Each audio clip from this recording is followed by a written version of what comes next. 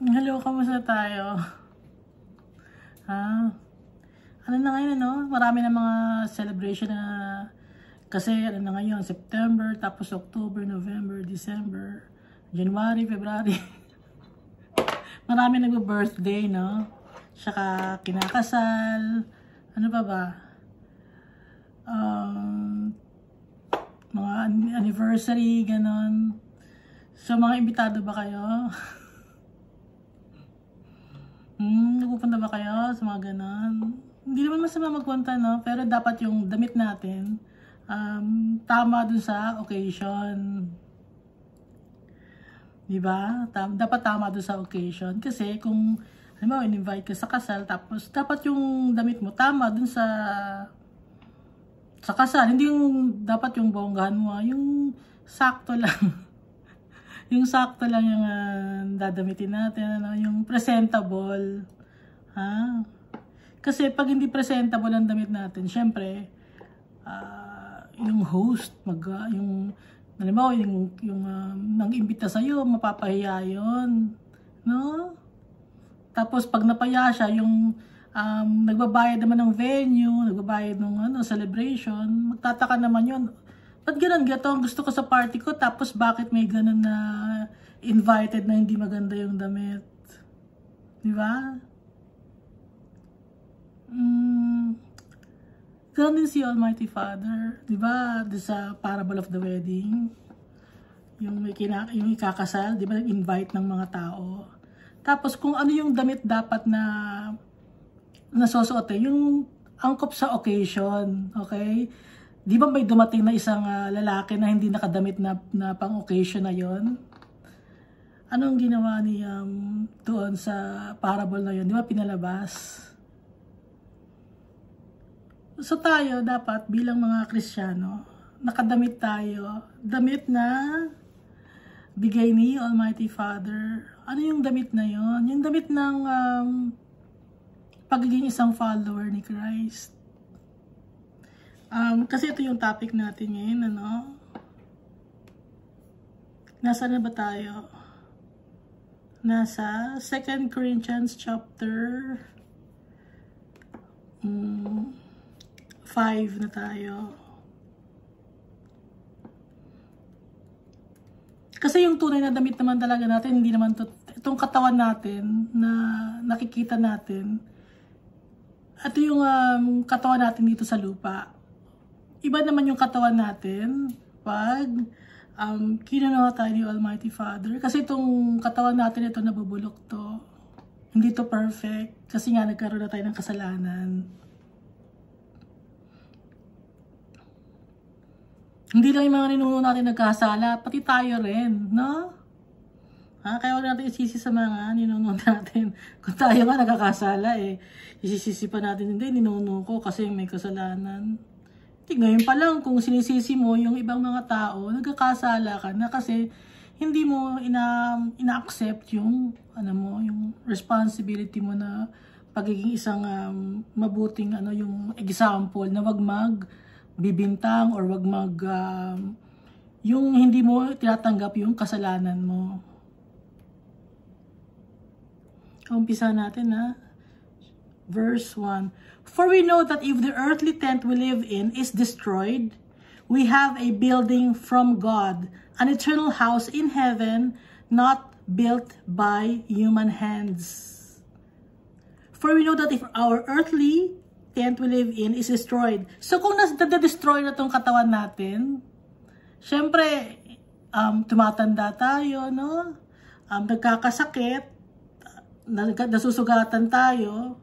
Pag nasira na to, meron tayong building from God, eternal house in heaven. Not built by human hands. Importanteng ilagay na not built by human hands kasi pag ginawa ng human hands, hindi yun perfect. So kaya sinasabi itong not built by human hands. Ibig sabihin, perfect yun, hindi yun nagawa ng tao. Gawa ni Almighty Father yun. Kasi si Almighty Father, perfect siya. Kaya, kung dati itong katawan natin perfect to no? Kaso nagkasala tayo, Kaya hindi na tayo naging perfect, namamatay na tayo. Noon yung time ni, alam niyo na, di ba, ni Adan at ni Eva. So ngayon, meron si Almighty Father na naka-reserve na bahay para sa atin sa langit. Hindi gawa ng kamay ng tao, kundi kay Almighty Father na gawa yon. Perfect yon. Meanwhile, we groan, longing to be clothed instead with our heavenly dwelling. Because when we are clothed, we will not be found naked. Ito sa verse 2. Meanwhile, when we groan, no? Di ba, minsan natatamad na tayo o nagsasawa na tayo sa buhay natin.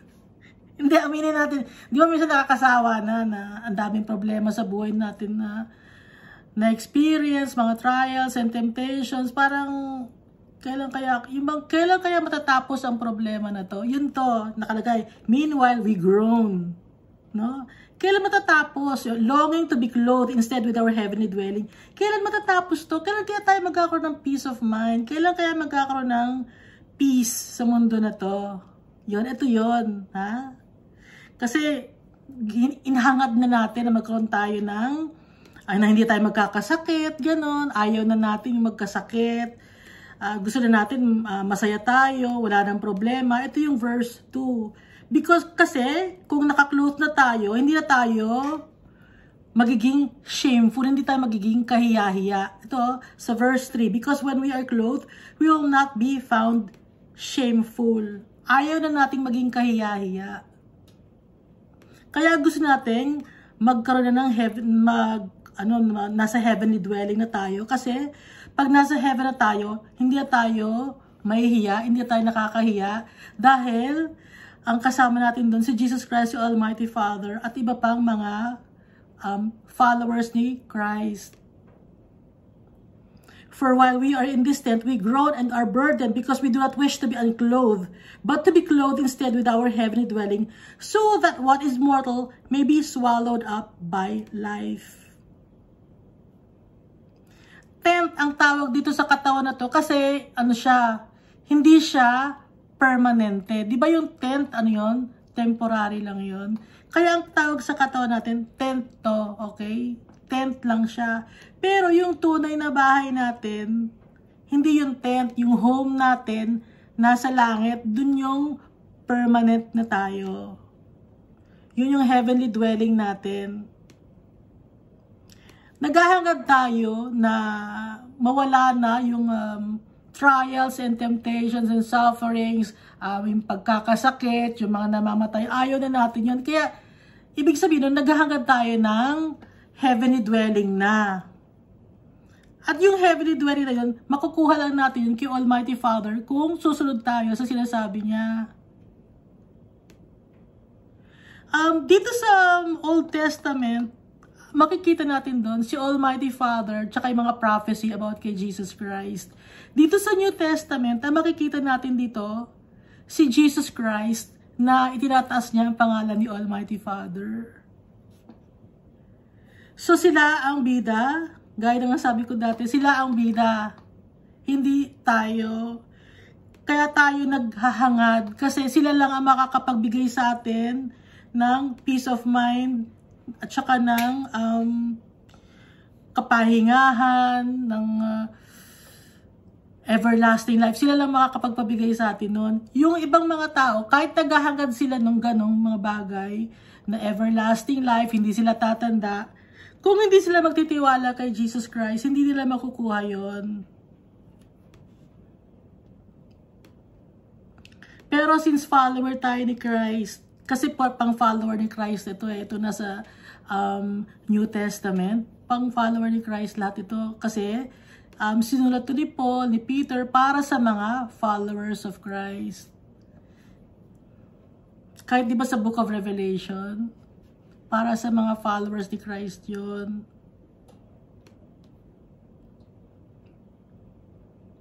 Now the one who has fashioned us for this very purpose is God, who has given us the Spirit as a deposit, guaranteeing what is to come. Ngayon, di ba si Jesus Christ, pinababa niya ang Holy Spirit dito sa atin, nung pag-akyat niya sa langit.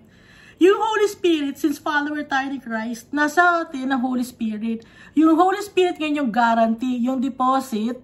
Okay? Di ba pag nagrerenta kayo, may deposit, ganon. Yung deposit, parang ganon. Yung si Jesus Christ, may deposit sa atin na Holy Spirit, guarantee yun na sa Kanya tayo.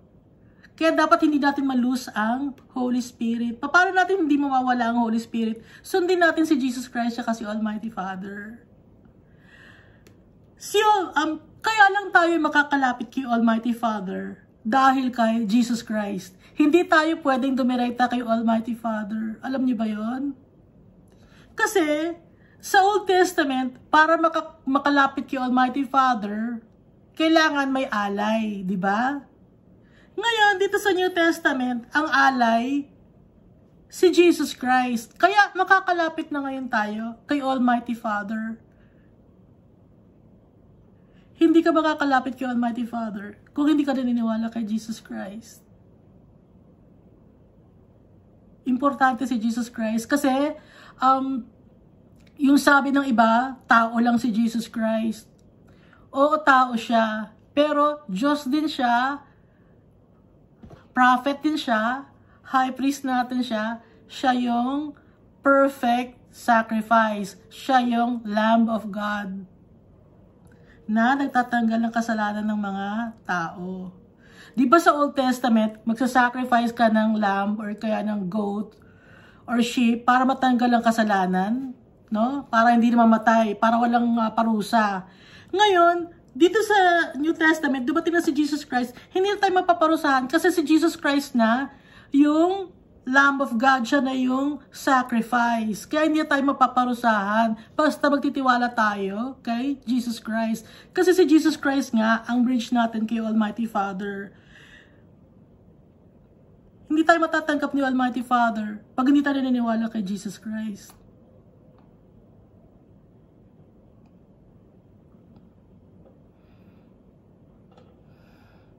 Kaya, di ba merong religion or denomination na mahal nila si Almighty Father? Tanggap naman natin na mahal nila si Almighty Father, pero hindi nila ina-acknowledge si Jesus Christ. Kung mahal mo si Almighty Father, lahat ng sasabihin ni Almighty Father, susundin natin. Pag sinabi ni Almighty Father na si Jesus Christ, ang alay, siya lang ang makakapagligtas sa inyo pag hindi ka niniwala sa Kanya, paano kayo masisave? So, si Jesus Christ ang alay, kaya dapat paniwalaan natin si Jesus Christ. Ibigay natin ng faith natin, ng pagmamahal natin kay Jesus Christ para makalapit tayo kay Almighty Father. Kasi si Jesus Christ lang yung kaisa-isang anak ni Almighty Father. Walang kasalanan si Jesus Christ. Kasi, baka sabihin nyo, ba't yung mga prophet nun? Di ba prophet lang si Jesus? Si Moses, ganoon din naman siya. Iba si Moses. Kasi si Moses, naging tao siya dahil may tatay siya, di ba? Gusto ng tatay niya magkaanak. Okay? Tao sa tao. Ngayon, si Almighty Father, pinadala niya yung Holy Spirit niya sa womb ni Mary para mabuntis si Mary, para manganak siya si Jesus Christ, para maging tao si Jesus Christ. Ginamit niya si Mary, yung katawang lupa ni Mary, yung womb ni Mary. Kasi hindi pwede na bigla na lang lilitaw si Jesus Christ, hindi alam kung saan lineage manggagaling. At sasabihin ng mga tao, bakit ko pagtitiwalaan si Jesus Christ? Saan ba galing siya? Tao ba siya? Na-experience ba niya yung na-experience nating mga tao? Di ba tayo mga tao, naghirap tayo, ang dami natin trials and temptations. Ganun ang mga tao, di ba? So bakit kung pagtitiwalaan si Jesus Christ, bigla lang lumitaw yan, hindi namin alam kung saan galing. Tao ba siya o hindi? Kasi kung hindi siya tao, bigla lang siya lumitaw, hindi niya tayo maiintindihan. Ganun yung mga tao eh. Hindi niyo kami maiintindihan. Kasi ano ka ganyan ka, di ba? Ngayon, si Jesus Christ, naiintindihan niya tayo. Kasi dumaan nga siya. Dumaan siya sa pagiging tao. Na-tempt siya. Nagkaroon siya ng trials. Nagkaroon siya ng sufferings. Pinatay siya. Yung mga na-experience natin, na hurt, na mga problems, yung sakit sa katawan, na-experience ni Jesus Christ yon. Kaya, sa Kanya tayo magtitiwala. Siya ang pattern natin, gaya na nga sabi ko dati. Kasi nga, naging tao siya, nagkatawang tao siya para sa atin. Okay? Kaya, masasave na tayo dahil kay Jesus Christ. Hindi na tayo mako-condemn to death. Kasi yung law nung galing kay Almighty Father na binigay kay Moses, prior to that, bago bigyan ng law si Moses, si Moses ni Almighty Father, from the time of Adam and Eve, tapos yung mga anak hanggang kay Abraham, tapos hanggang kay Jacob. Nung time na yun, labo-labo ang mga tao. Walang rules and regulations. Naiintindihan niyo? Wala silang law nung time na yun. Kundi kung ano lang ang gustong gawin ng tao, yun ang ginagawa nila. Kaya nung kay Moses, binigyan ngayon ng guidelines para lang sundan ng mga tao dahil inaantay ang pagdating ni Jesus Christ kasi may tamang panahon para dumating si Jesus Christ. Kaya binigyan muna ng guidelines ni Almighty Father ang mga tao. Ngayon yung guidelines na yon, meron yung mga may mga parusa yon. I-share ko lang yung parusa, no? Para lang malaman ninyo. Baka hindi nyo kasi alam. Pero kung alam ninyo, alam na ninyo, buti naman alam ninyo. Yung hindi pa nakakaalam, ito yung mga parusa, no? Nung, na nakalagay sa Bible. Anyone who attacks their father or mother is to be put to death. Matindi, di ba? Kung sino man ang nang away, umatake sa kanyang tatay o nanay, papatayin agad. Ito yung law dati sa Old Testament. Kasi hindi pa dumating si Jesus nito. Ito pa, anyone who curses their mother or father is to be put to death.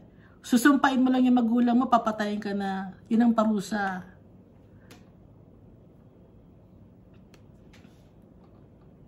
Ito pa, kung merong buntis na babae tapos nanganak siya prematurely or nakunan siya, anong mangyayari sa kanya? Pag namatay yung baby, nagkaroon ng serious injury yung babae, namatay yung baby, you are to take life for life. Eye for eye, tooth for tooth, hand for hand, foot for foot, burn for burn, wound for wound, bruise for bruise. So, mahirap itong mga law na to.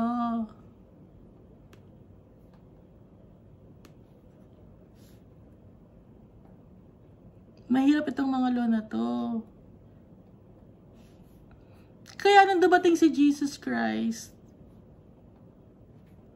hindi na tayo mamamatay. Dito, di ba, put to death agad, Curse mo lang mother and father mo. Ngayon, dumating si Jesus Christ, na-save na tayo dahil siya na yung pinaka mainam na alay, hindi siya nagkasala kahit minsan. Kahit Diyos siya may-ari ng lahat, si Jesus Christ, hindi siya nagkasala. Di ba yung, dito sa may Genesis,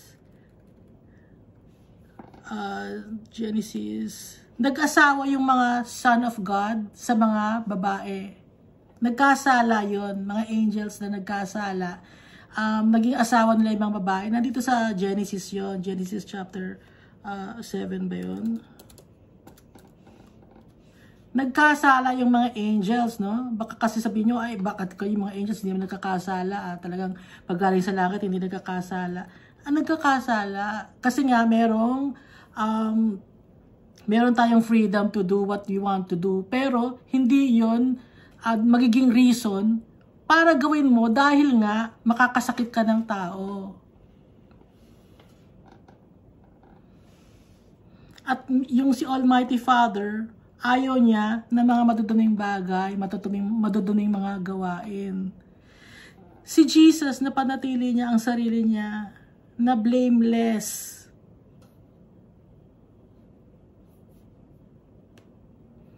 Kaya si Jesus ang pagtitiwalaan natin. Siya ang tatawagin natin, wala nang iba. Kasi yung mga taong mga namatay na, nagkasala yon. Yung sinasabi niya na, halimbawa, tatawagin niyo si Peter, or Peter, tulungan mo kami Peter. Nagkasala si Peter. So bakit siya ang tatawagin mo? Si Paul nagkasala siya. So bakit siya sa kanya ka magpipray?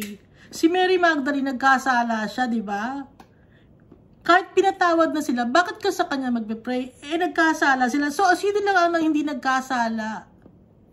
Si Jesus Christ lang ang hindi nagkasala. Kaya siya lang ang bridge natin patungo kay Almighty Father. Kasi siya lang ang hindi nagkasala. Lahat nagkasala. Lahat nagkaroon ng kasalanan. Si Jesus Christ nagkatawang tao, hindi siya nagkaroon ng kasalanan.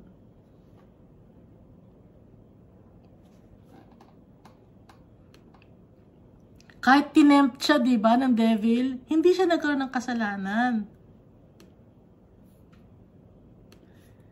Kaya yung tayo, yung buhay natin, i-anchor natin or ikakabit natin kay Jesus Christ, kumapit tayo kay Jesus Christ kasi para magkaroon tayo ng buhay na walang hanggan. Kasi pag follower ka ni Christ, hindi tayo mamamatay, alam niyo ba yun? Mag-iiba lang yung katawan natin. Pero hindi tayo mamamatay. Naiintindihan niyo ba? Example, yung tatay ko, hindi siya namatay. Nag-iba lang siya ng katawan. Kaya itong sinasabi dito ni Paul, yung tent. Di ba? Naghahangad tayo ng tent. Nakalagay dito ng bahay, di ba? We groan and are burdened because we do not wish to be unclothed, but to be clothed instead with our heavenly dwelling, so that what is mortal may be swallowed up by life. Kung ano yung mortal, what is mortal, mabalutan ng habang buhay. Kasi yung mortal, namamatay yun, di ba? Yung mga mortal. Naintindihan niyo? Yung mortal, may ending lang ang buhay nito.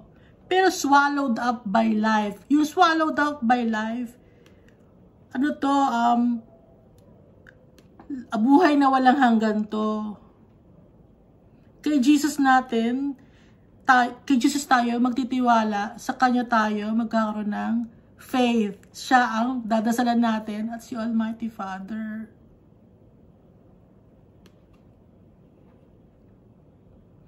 Now the one who has fashioned us for this very purpose is God, who has given us the Spirit as a deposit guaranteeing what is to come. Kaya may guarantee na tayo.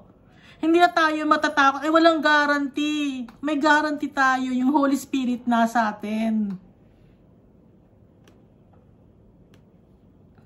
Kaya hindi tayo matatakot. Na pag nag-iba na tayo ng damit, naiintindihan niyo ba? Pag nag-iba tayo ng damit, pag nasira na tong katawan na to, mag-iba tayo ng damit. Damit na galing kay Almighty Father, hindi na masisira. Kasama sila sa langit, may peace of mind, puro pagmamahalan, wala nang problema doon. Kasi kasama natin si Almighty Father. Siya ang mag-iingat sa atin, siya magproprotekta sa atin.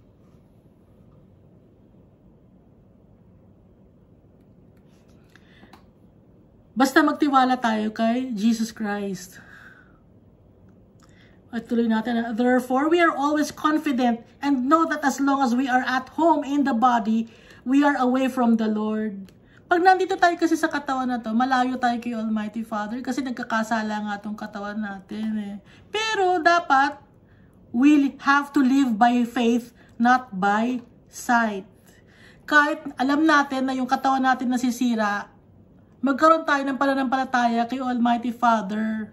Kasi yung mga bagay na hindi nakikita, yun ang habang buhay. Yung mga nakikita natin, temporary to, mirage lang to.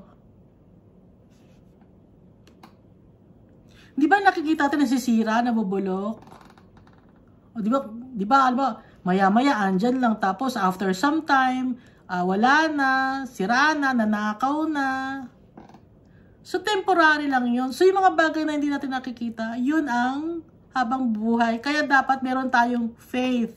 We live by faith, not by sight. Nung time na si Adan at si Eva, nakatingin lang sila kay Almighty Father noon. Kaso nung attempt niya tong si Eva at si Adan, nagkasala sila. Yung focus nila nawala na kay Almighty Father. Ngayon, dumating si Jesus Christ sa atin para i-save tayo, para ibalik ulit ang focus natin kay Almighty Father. I-focus ulit natin ang mata natin kay Almighty Father. Kahit hindi natin siya nakikita, magkaroon tayo ng faith sa Kanya, tsaka kay Jesus Christ. Kasi di ba may mga proof na sa Bible eh. Proof itong nasa Bible. Okay, proof na to, hindi pa natin nakikita, hindi pa tayo nagtitiwala. May mga tao up to now, no?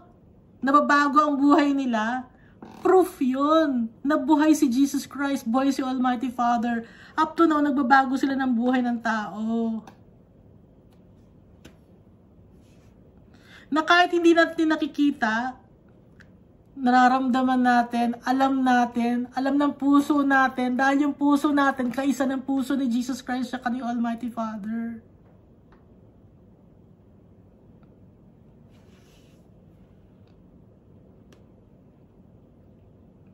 We are confident, I say, and would prefer to be away from the body and at home with the Lord. As followers of Christ, mas gusto natin, di ba, na kasama natin si Almighty Father? Kayo ba? Gusto nyo ba? Or gusto nyo manatili dito sa mundo na to?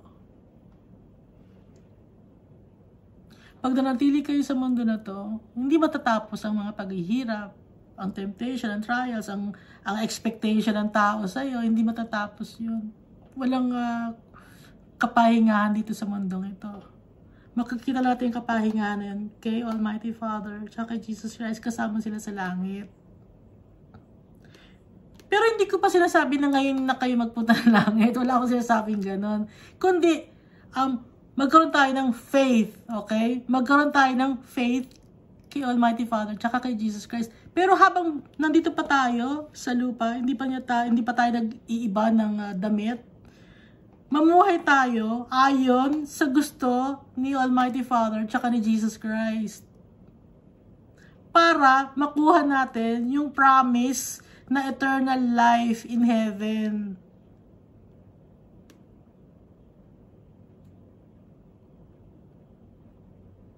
O baka sabi, ayun lang ba? Eternal life lang ba? Gusto niya pa. Yung mga tao ngayon naghahanap, no, nag-experiment paano mapahaba ang buhay ng tao. Kay Almighty Father hindi na kailangan nun. Magtiwala lang kay Almighty Father tsaka kay Jesus Christ.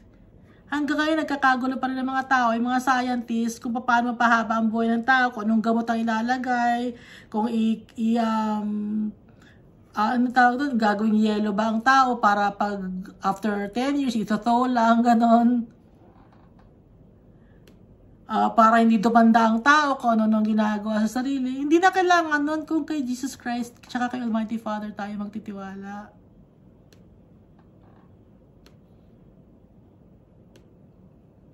So we make it our goal to please Him whether we are at home in the body or away from it. So ang goal natin, sabi dito ni Paul, as followers of Christ, ang goal natin, mapasaya natin si Almighty Father tsaka si Jesus Christ. Kahit na nandito tayo sa katawan natin na to, o kahit na nasa kasama na natin sila. Yun dapat lagi ang goal natin. Ang mapasaya si Almighty Father tsaka si Jesus Christ. Ituloy natin ha. For we must all appear before the judgment seat of Christ, so that each of us may receive what is due as for the things done while in the body, whether good or bad. Excuse. Dito sa verse 10, nakalagay dito, lahat tayo sa last day, okay? Sa last day, magkakaroon ng judgment seat of Christ. Lahat tayo, lahat buong mundo, lahat ng tao, lahat ng naging tao, kahit nasa langit na sila, or hindi pa kahit tayo, no? Magkakaroon ng judgment seat. Yun yung time na yung mga kasalanan natin. Okay? Makikita natin yung mga kasalanan natin kung karapat-dapat ba tayong makasama ni Almighty Father sa langit o hindi. Kaya nakalagay ito, for we must all appear, lahat tayo, appear before the judgment seat of Christ, so that each of us may receive what is due us for the things done while in the body, whether good or bad. Kahit ano man ang ginawa natin, mabuti man or masama, makukuha natin ang para sa atin, ang karapat-dapat na makukuha natin kung ang ginawa ba natin ay tama o mali. Okay? O baka sabihin dyan, ito tama lahat ng ginagawa ko. Marami akong taong napasaya, marami akong... Pag gano'n ang sinasabi mo, ayaw ni Almighty Father ng gano'n kasi mayabang. Ayaw ni Almighty Father ng gano'n. Na, yung bibilangin mo yung ginawa mo, no? Ito, ginawa ko to. Nagpakain ako ng mga tao, ganito ang ginawa ko. Tumulong ako sa mga tao. Nililista mo yung mga ginawa mo. Hindi tayo maniligtas sa gawa natin, yung gawa natin. Kundi, kung ano yung motive mo ba? Ano ba yung nasa puso mo habang ginagawa mo yon? Ano ang nasa puso mo habang nag-share ka ng Word of God? Ano ang nasa puso mo habang uma-attend ka ng service nyo or ng misa ninyo? Ano ang nasa puso mo?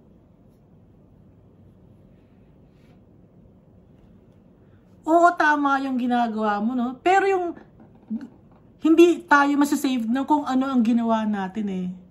Masasave tayo kung ano yung nakikita ni Almighty Father na mabuting ginawa natin. Hindi yung tayo mismo nakakakita, kundi si Almighty Father nakakakita kung tama ang ginawa mo o hindi. Kahit sa panglabas na anyo, tama ang ginawa mo, nakikita ng mga tao, tama ang ginawa mo, di ba? Pero kung yung puso mo, mali ang motive mo, hindi ka pa rin maliligtas.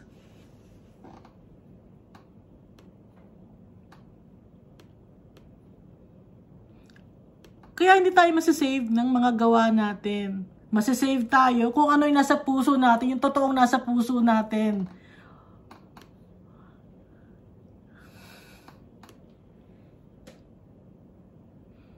Ginagawa mo ba yun para magkapera ka?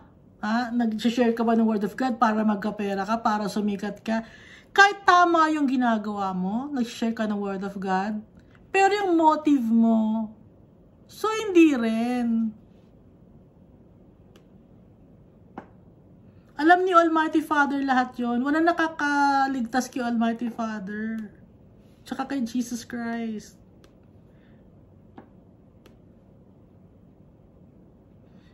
Kasi lahat tayo mag-a-appear, okay, sa judgment seat.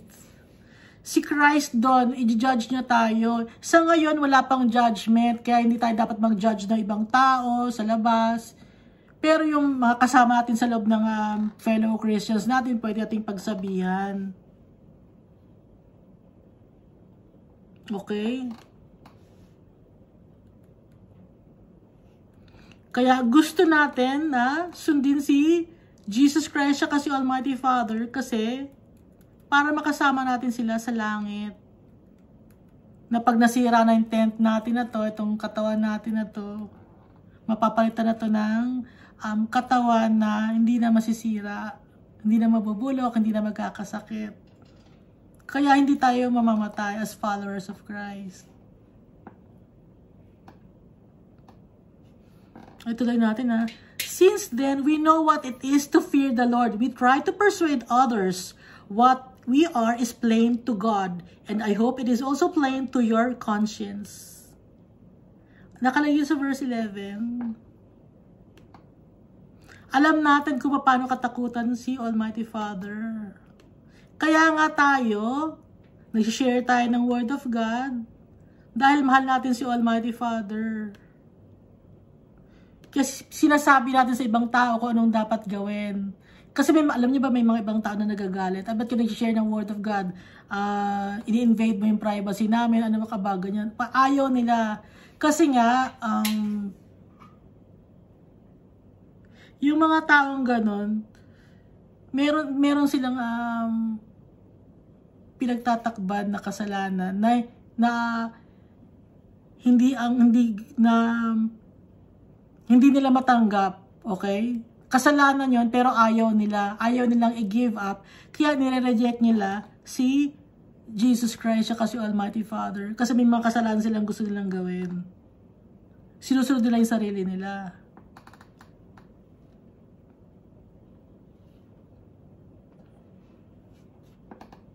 Kaya kahit i-persuade natin sila, kung ayaw nila, wala na tayong responsibility doon, kasi na-share na natin sa mga tao kung ano ang kabutihan ni Almighty Father, at kung ayaw nilang maniwala or makinig sa atin, wala na tayong responsibility doon.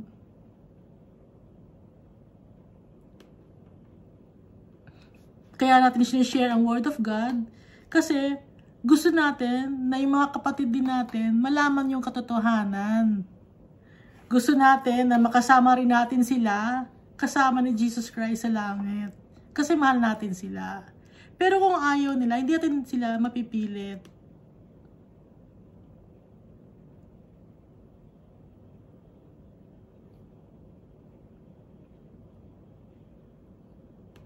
We are not trying to commend ourselves to you again, but are giving you an opportunity to take pride in us, so that you can answer those who take pride in what is seen, rather than in what is in the heart.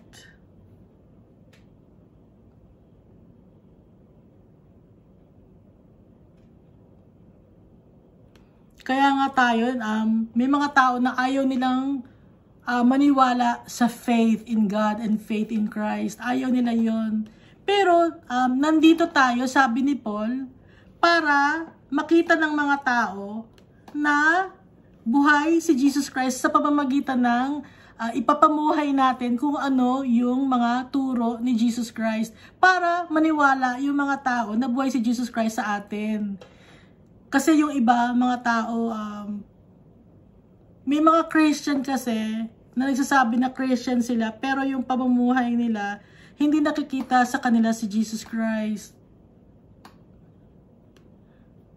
So sila ngayon ang mananagot nun sa kay Jesus Christ. Pero as tayo naman, kung ano yung natutunan natin kay Jesus Christ dito sa Bible, yung sa mga tuturo ng apostles, dito sa Bible, mga nababasa natin, na tinuturo sa atin ni Almighty Father, ipamuhay natin para yung mga tao na hindi nakakakilala kay Almighty Father, kasi hindi nila kilala, okay? Ang alam lang nila, maraming hindi nakakakilala. Ang alam lang nila, si God, Almighty Father, pangalan lang. Pero yung totoong malalim na pagkakakilala kay Almighty Father, yung mga katangian ni Almighty Father, hindi nila alam.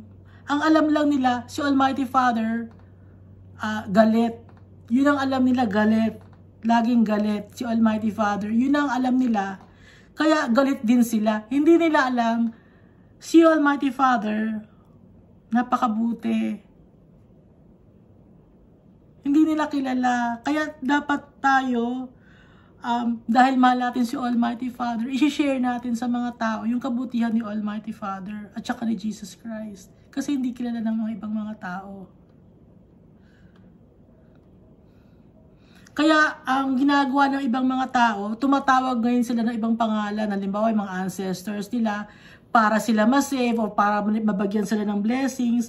Kasi nga, natatakot sila kay Almighty Father dahil ang pagkakakilala nila kay Almighty Father, laging galit. So ipapakilala ngayon natin sa kanila si Almighty Father, na si Almighty Father mapagmahal, na ibinigay niya yung kanyang kaisa-isang anak para i-save tayo. Yun ang ipagmamalaki natin, na si Almighty Father mabuti sa atin at hindi niya tayo pababayaan. So bilang isang Kristiyano, yun ang ipagmamalaki natin. Kaya nga, ituloy natin. If we are out of our mind, as some say, it is for God. If we are in our right mind, it is for you. May mga tao kasi na, ay, di ba nakikita si God? Bakit ka magtitiwala? Galit ako kay God, salbahe si God. Ganun yung mga tao, di ba? Sasabihin nila, wala ka na sa tama mong pag-iisip. Di ba ganon? Di ba kung si Jesus Christ nga sinasabi, you are out of your mind. Sinabi si Jesus Christ, di ba? Pati yung mga apostle, sinasabihan din ng ganito. So, hindi tayo nag-iisa. May mga tao yung sabihan si Iska, you're out of your mind. So, hindi ako nag-iisa. Matagal lang panahon, may mga tao nang sinabihan ng ganito, you are out of your mind. Kaya pag may nagsabi na wala ka sa tamang pag-iisip, it is for God. Thank you, God. May mga taong ganito. Ibig sabihin, na pag akala nila na baliw ka, ibig sabihin, pinapersecute ka nila. No? Pinapersecute ka pag itong ginawa sa'yo ng tao. Matuwa ka. Kasi ibig sabihin nun, follower ka ni Christ. If we are in our right mind, it is for you. Sabi naman ni Paul, if we are out of our mind, as some say, it is for God. If we are in our right mind, it is for you. Sabi ni Paul, kung nasa tamang pag-iisip kami, para yun sa'yo, para matuto ka, i-share namin sa iyo ang Word of God. Yun ang ibig sabihin dito ni Paul. Para ma-benefit ka. Malaman mo na may buhay na walang hanggan. Ituloy natin na, for Christ's love compels us because we are convinced that one died for all and therefore all died. Kaya natin sinishare sa mga tao ang Word of God, yung kabaitan ni Almighty Father. Kasi yung pagmamahal ni Jesus Christ ang nagtutulak sa atin, nag-uudyok sa atin na i-share ang pagmamahal ni God. Kasi nga, siya ay namatay para sa lahat. Kung namatay si Christ para sa lahat, so tayo, namatay na din. Okay? Ito, if we are convinced that one died for all, si Jesus Christ yun, na namatay siya para sa lahat, therefore, all died. So, namatay na rin tayo sa kasalanan, isinave tayo ni Jesus Christ. And if He died for all, that those who live should no longer live for themselves, but for Him who died for them and was raised again. So kung namatay si Jesus para sa atin, tayo naman, mabubuhay tayo para kay Jesus Christ na namatay para sa atin at nabuhay. Ang ganda na pagkakasabi ni Paul dito, di ba? Namatay si Jesus Christ para sa lahat, kaya lahat tayo namatay na rin. Kasi, namatay si Jesus Christ para tayong mga buhay, sundan natin ang yapak ni Jesus Christ. At hindi na tayo mabubuhay ng para sa sarili lang natin, kundi para kay Jesus Christ na namatay at nabuhay muli. Kung mabubuhay tayo para kay Jesus Christ na namatay at nabuhay muli, nabubuhay din tayo para kay Almighty Father. At kung nabubuhay tayo para kay Almighty Father, i-share natin ang Word of God, ang kabutihan ni Almighty Father. I-share natin kung ano ang ginawa ni Jesus Christ sa buhay natin. Yung mga pagbabago na ginawa ni Jesus Christ, yung pag-save niya sa atin.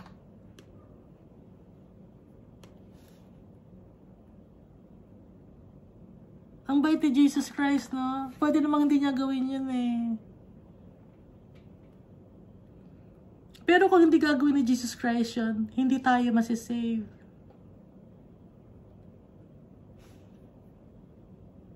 Kaya ginawa niya yun.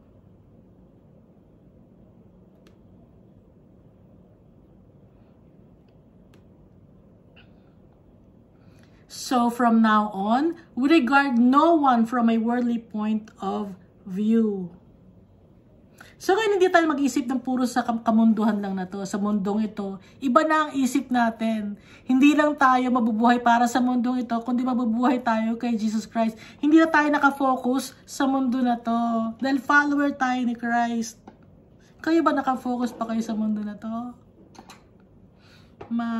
bibigo tayo pag nakafocus tayo sa mundo na to. So yung eyes natin, i-focus natin kay Jesus Christ.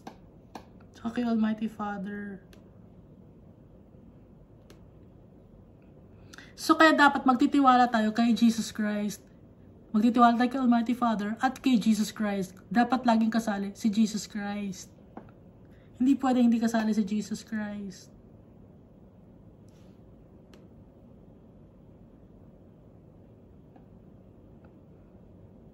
At sila lang ang binabanggit sa Bible. Jesus Christ, at si Almighty Father.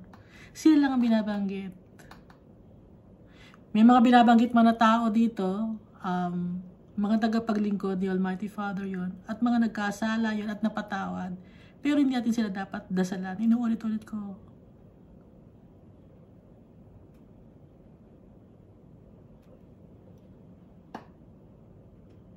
So from now on, we regard no one from a worldly point of view. Though we once regarded Christ in this way, we do so no longer.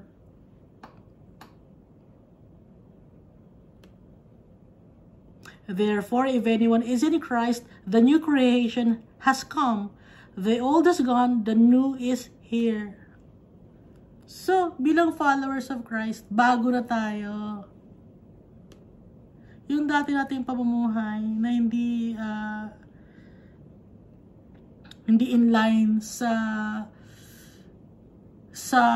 path na gustong tahakin natin ni Almighty Father. Paano ba to? Yung mga gusto natin sa buhay, yung mga dreams natin na hindi in line sa gusto ni Almighty Father tsaka ni Jesus Christ, tatalikuran na natin. Napakasakit, no? Masakit. Kasi nga, hindi na tayo mabubuhay para sa sarili natin. Kasi namatay si Christ para sa atin. So, dapat mabubuhay tayo para kay Christ. Kung namatay si Christ para sa atin, para iligtas tayo, mabubuhay tayo dito sa mundong ito para kay Christ. Kung mabubuhay tayo dito sa mundo para kay Christ, susundin natin si Almighty Father tsaka si Jesus Christ. Kung ano ang gusto nilang mangyari sa buhay natin. Hindi na tayo ang masusunod sa buhay natin. Para malaman natin kung ano ang gusto ni Almighty Father tsaka ni Jesus Christ na mangyari sa buhay natin, magbabasa tayo ng Bible, magpipray tayo. Hihingi natin ang guidance ng Holy Spirit.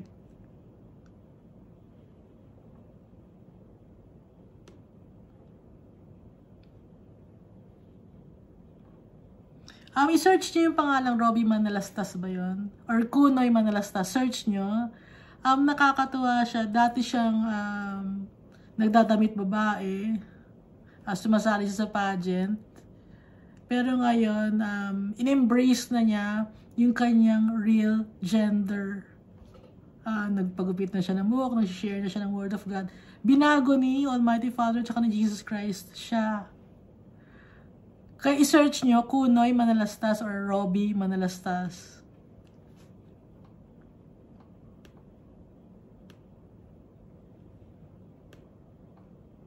So, miracle yun, yung kasi mahirap may mga tao na hirap, no, magbago.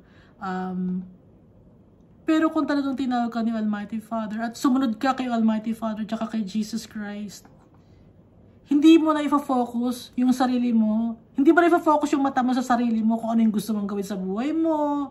Kung magdadamit babae ka ba, kung magdadamit lalaki ka, kung ano gusto mong damit. Hindi mo na i-focus kundi kung ano na yung totoo. Kung ano yung totoong gender niya nung pinanganak siya, yun na yung ginagamit niyang gender. Yung bigay na gender sa kanya ni Almighty Father. Kasi tinawag siya or pinanganak siya bilang isang lalaki. Kaya tinanggap na niya yun, in-embrace na niya yun. Yung pagiging isang lalaki. At hindi na siya nabubuhay para sa sarili niya. Kaya in-embrace niya yun. Yung mind niya, iniba na niya, binago siya ni Jesus Christ. Dahil sa pagmamahal ni Jesus Christ yun.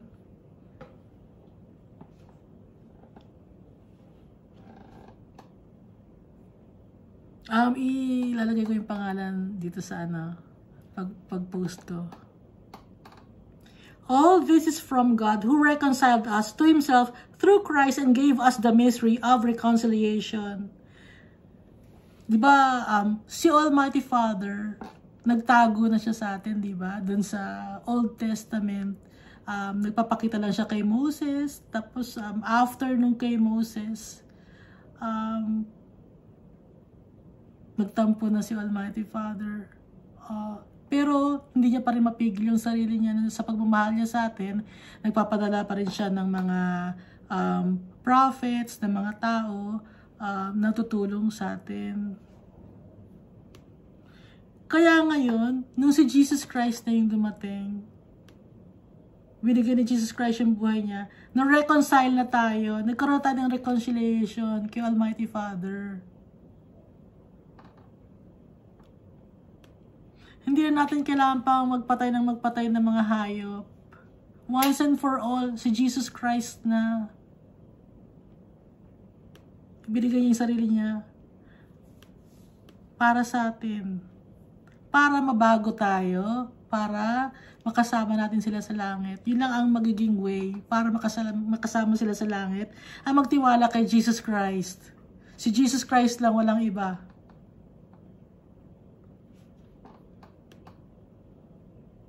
That God was reconciling the world to Himself in Christ, not counting people's sin against them.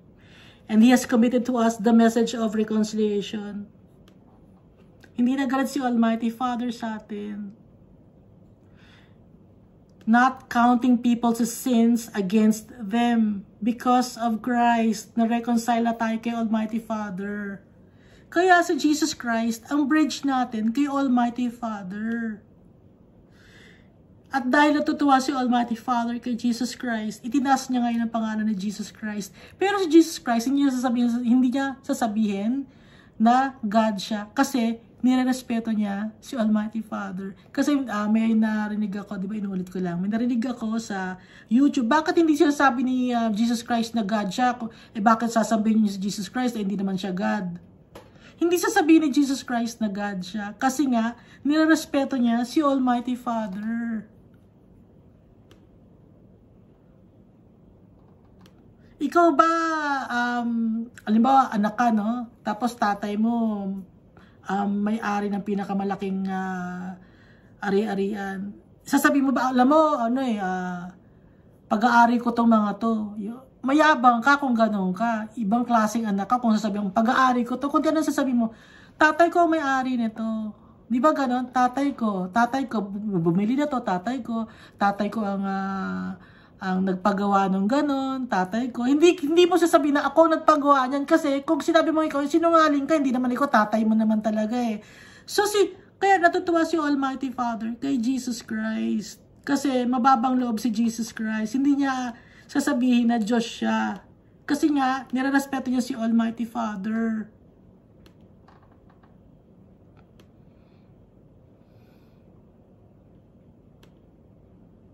Humble si Almighty Father tsaka si Jesus Christ. Kaya tayo dapat ganun din. Hindi tayo mayabang.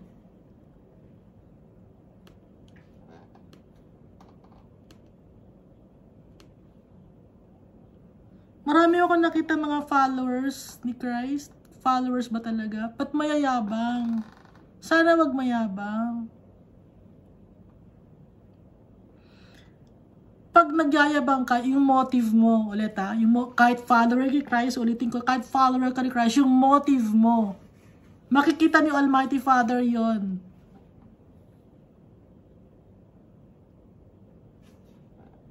Ayaw ni Almighty Father ng mayabang. Kasi si Satanas mayabang siya, okay? Ayaw ni Almighty Father.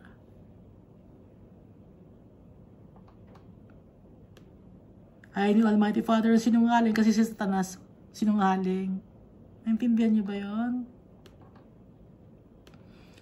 Ayaw ni Almighty Father ng materialistic tayo kasi si Satanas, ang dami niyang hinahangad. Ganon si Satanas. Kaya siya napalaya sa langit. Kasama yung mga 1/3 ng angels.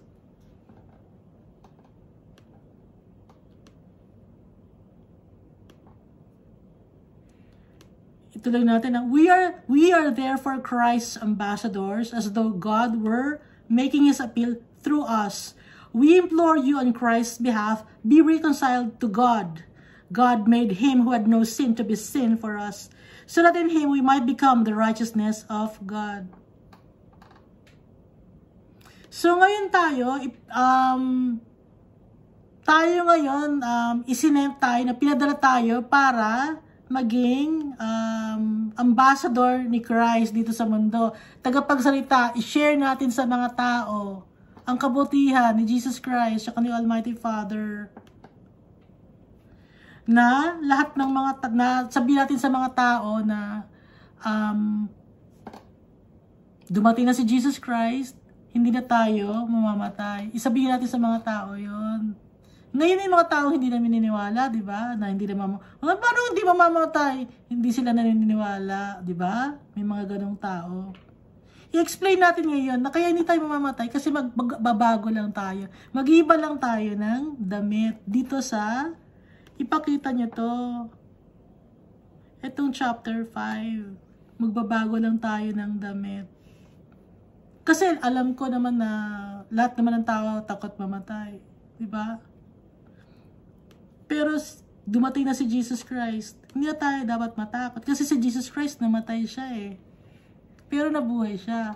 So kung namatay si Jesus Christ at nabuhay, tayo rin. Mamamatay tayo. Pero mabubuhay din tayo. Kaya hindi na tayo dapat matakot. Kasi si Jesus Christ, Diyos siya, nagawa niya yon. Tayo pa kaya na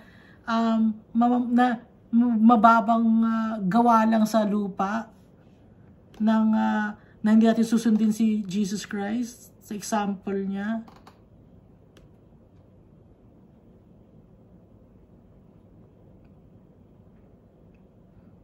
Kaya mapapalapit na tayo kay Almighty Father kasi nga dahil kay Jesus Christ. God made him who had no sin to be sin for us, so that in him we might become the righteousness of God.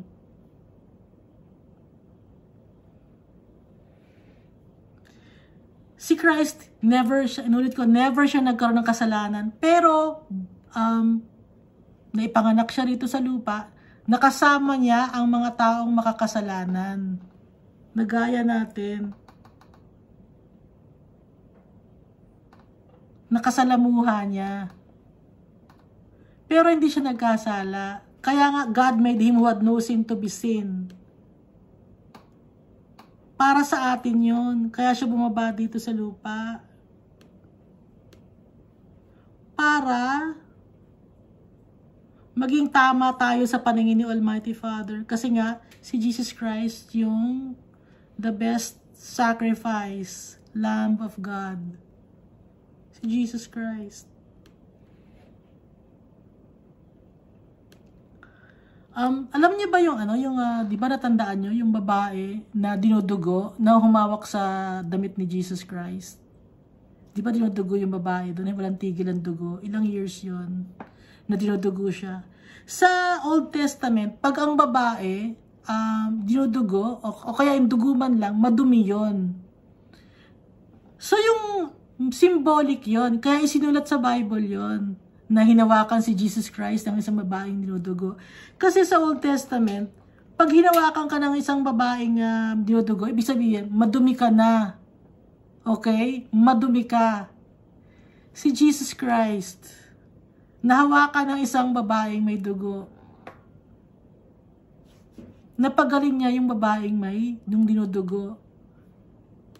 Hindi nagkasala si Jesus Christ kahit hinawakan siya ng babae. Kasi nga, si Jesus Christ, malinis, never nagkasala. Kaya symbolic yun yung babae, inulit ko yung babae niludugo, no? Kasi nakalagay sa Old Testament, pag ang babae mayroong monthly period or menstruation, dapat magtatago yung babae, or pag kahit nanganak no? Madumi ang ibig sabihin nun, kasi nga may dugo, madumi yung babae. Pero nung si Jesus Christ na kahit hinawakan siya ng babaeng may dugo, hindi siya nadumihan. Kasi nga, yung puso ni Jesus Christ, malinis, wala siyang kasalanan, nabago na lahat. Nabago lahat, binago ni Jesus Christ lahat. Kahit tayo, Kaya tayong baguhin ni Jesus Christ. Magtiwala lang tayo kay Jesus Christ at kay Almighty Father. Hindi natin sila nakikita, no? Sa ngayon, darating ang panahon makikita natin sila. At naniniwala tayo kay Almighty Father at kay Jesus Christ kasi may pananampalataya tayo. Dapat tayong lumakad by faith, not by sight. Nakalagay dito, di ba? Mabasa lang natin. Mananampalataya tayo. Kasi yung mga bagay na hindi nakikita, inulit ko, nakalagay sa Bible yon, yun ang panghabang buhay. Okay? Kaya para magkaroon tayo ng buhay na walang hanggan, hindi na tayo tatanda, wala nang pain, suffering, walang problems. Dito sa lupa, meron pa, okay? Ang nagpapalakas sa atin, na para mapagtagumpayan yung mga yon, si Jesus Christ tsaka si Almighty Father. Pero darating ang time na pag magpapalit na tayo ng damit, wala na lahat yon. Lahat ng tao dadaan doon. Pine-prepare lang tayo ni Jesus Christ at ni Almighty Father para alam natin ang gagawin natin, para hindi na tayo matakot.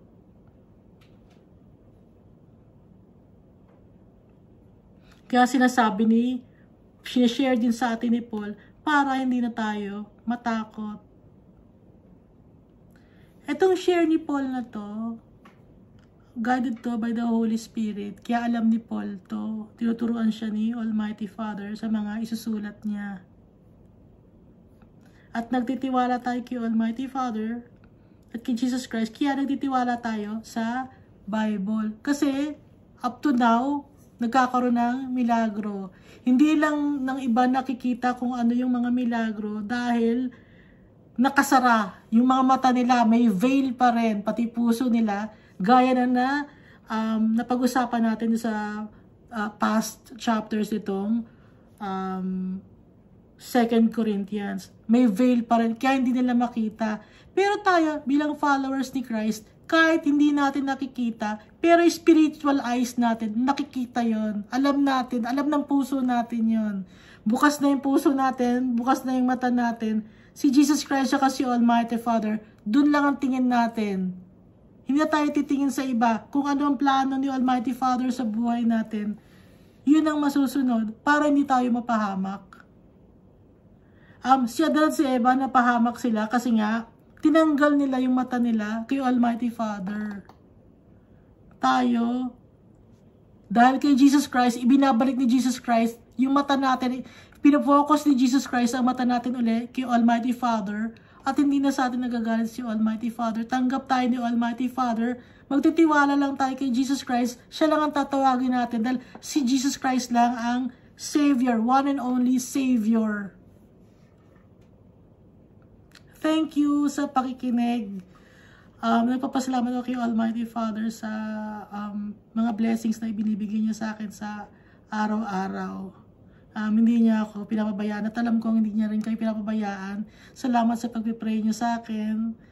Alam ko kung sino mga nagpipray sa akin, nagpipray dyan para sa akin. Pinagpipray ko rin kayo. Thank you. God bless us all.